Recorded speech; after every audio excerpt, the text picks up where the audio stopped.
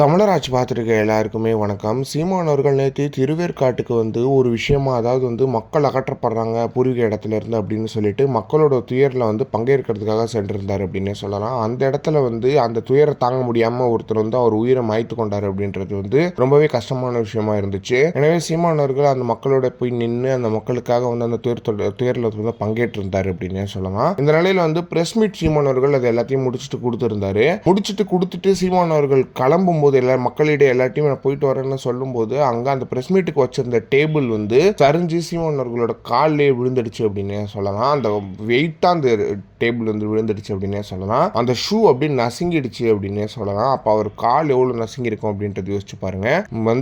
எல்லாரும் எல்லா அரசியல்வாதி என்ன பண்ணுவாங்க, ஏசி ரூமில் உட்காந்து அரசியல் பண்ணுவாங்க. அப்படி சீமான் அவர்கள் பண்ணியிருக்கலாம். எப்படி ஜெயலலிதா அவர்கள் ஹெலிகாப்டர்ல பார்வையிடுவாங்களோ, வண்டியிலேருந்து இறங்காமலே பார்வையிடுவாங்களே சில பேர்லாம், அந்த மாதிரிலாம் பண்ணாம இறங்கி மக்களுக்காக போராடுறாரு இல்லையா, அதனாலே சீமான் அவர்களுக்கு இதெல்லாம் வருது அப்படின்னே சொல்லலாம். ஆனால் சீமான் அண்ணன் அவர் உடம்பு கரெக்டாக பார்த்துக்கணும். இதெல்லாம் ஆக்சிடென்ட்ஸ் தான் நடக்கிறது தான். பட் இன்னுமே ஜாக்கிரதையாக அண்ணன் இருக்கணும் அப்படின்றது இருக்கு. ஏன்னா நம்ம அண்ணன் தான் நம்மளோட எதிர்காலம் அப்படின்றது ஒன்று இருக்கு இல்லையா. எனவே இதெல்லாம் பார்த்துட்டு என்ன இப்படி இருக்காரு இவரு அப்படின்ற மாதிரி இருந்துச்சு. ஏன்னா அந்த மக்கள் புரிஞ்சுக்கணும் இதெல்லாம் யாருக்காக அவர் பண்றாரு, யாருக்காக நிற்கிறாரு அப்படின்றது அந்த மக்கள் கண்டிப்பாக புரிஞ்சுக்கணும் அப்படின்றதுல எந்த ஒரு மாற்றமே கிடையாது. இது எல்லாமே அண்ணன் மக்களுக்காக மட்டும்தான் செய்கிறாரு. இது எல்லா அரசியலுமே, இந்த அரசியல் முழுக்க முழுக்க மக்களுக்கானது அப்படின்றதுலையுமே எந்த ஒரு மாற்றமே கிடையாது. இதை பற்றி நீங்கள் என்ன நினைக்கிறீங்க அப்படின்றத மறக்காமல் கமெண்ட் பாக்ஸ்ல சொல்லுங்கள்.